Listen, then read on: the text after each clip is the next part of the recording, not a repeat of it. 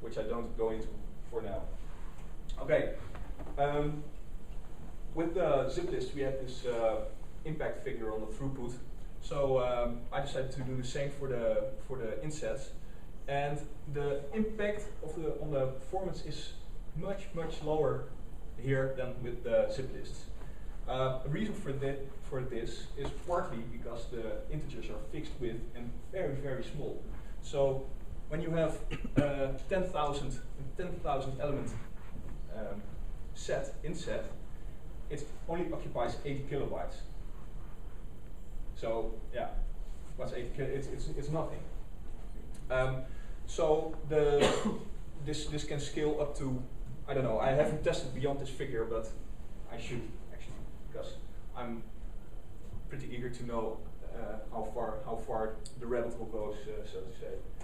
Okay, so it's a good fit for up to yeah, I don't know, maybe 20K, 50K integers in a single set, and has a reduced memory footprint of about 10 to 15 times. So very good. But then again, what do you do with sets that hold more than 1 million values, more than 1 million integers?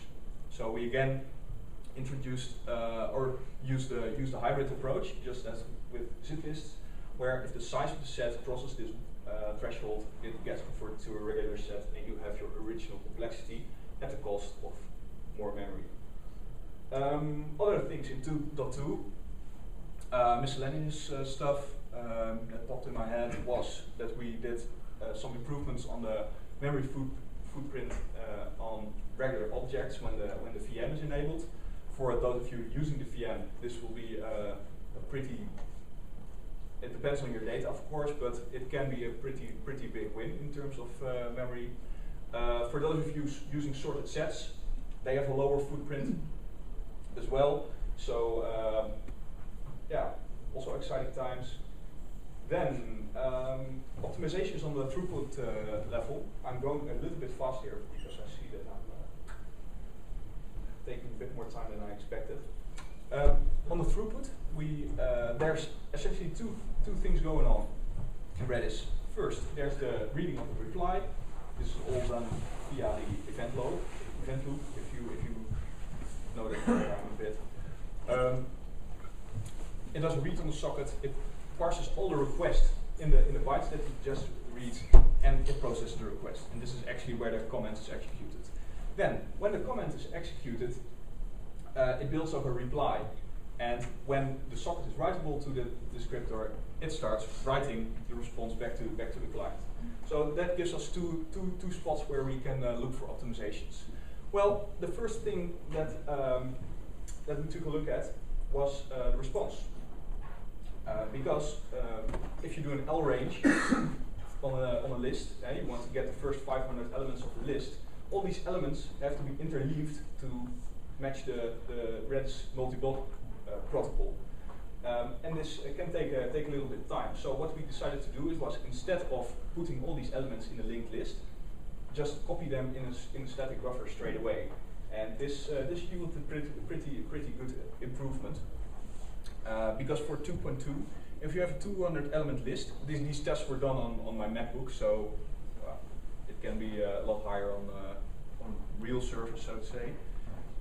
If you look at a 200 element reply, with 2.0 you would get around 5,000 RPS, but with 2.2 you get more than 25,000 RPS. So that's more than a 5 times improvement on the throughput front for that particular size. But it's an improvement over the entire range. The other part was the request processing, of course. We revamped the code and took a look at what's necessary, what can be deprecated, etc. It yielded also improvement over the entire line. Less significant, but still pretty good. Then we have the new expiry policy in 2.2. If you use Redis as a cache, you know that if you write against volatile keys, which are keys that have an expiry set, they are deleted. And this was initially done because of consistency reasons. Because if you have append-only file, you have a replication link, etc. And you have expires, timing issues, you have all these things going on. This can lead to inconsistencies, and that was the main thing to avoid. However, in 2.2, we applied a trick, a pretty smart trick actually, I think, and pretty obvious, by the way, to simply feed the lead into the append-only file and the replication link whenever a key expires, and only leave an expiry up to the master. And this allows you to write against these volatile keys, which comes down to something like this. You have a set of online users, you want to keep it in Redis for, I don't know, 10 minutes, and you keep adding IDs, and it doesn't matter, but after 10 minutes, it's expired from the memory. It's removed from memory. Another thing in 2.2 is that we actually have an LRU mechanism for removing volatile keys. So instead of looking at how long does this key have left to live, it looks at what's the last recently used, and that should not be removed from the cache, of course, because if you hit it, you probably need it again. Other things in 2.2 will be Unix sockets.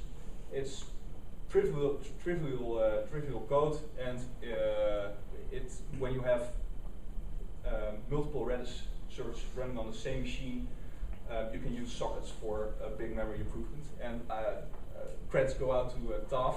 We both worked on the same code for a while there, but in the end, I took his code, took my code, took the best things about from both codes and merged it. Still in the private branch, but that will be merged in 2.2 eventually. Then we have list insert, list push x, list rpush x. That's provided by Roby Pointer of Twitter. And for other stuff, you should check out the Git div.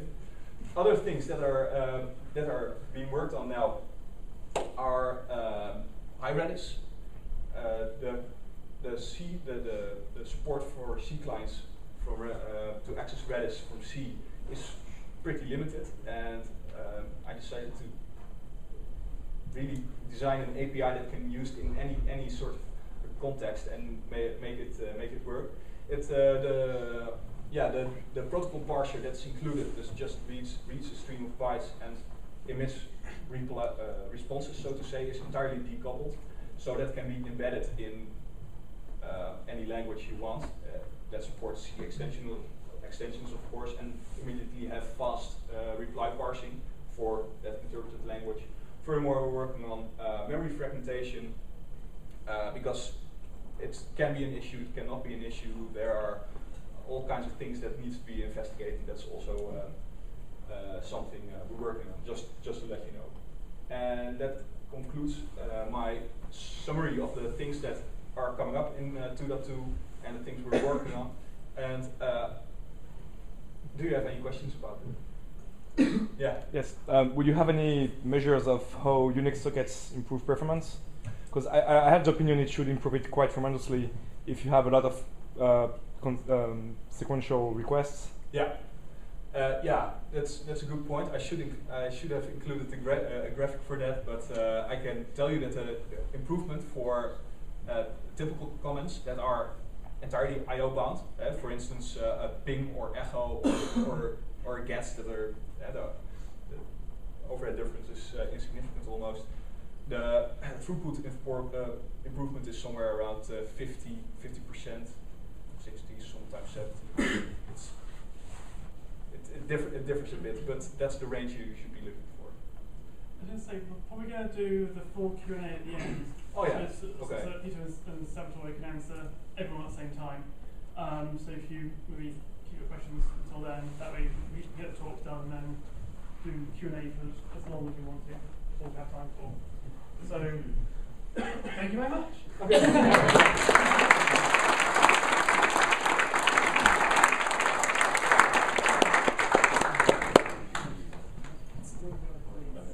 going to change over now. If you want to grab a sneaky bear or something, you're more than welcome to.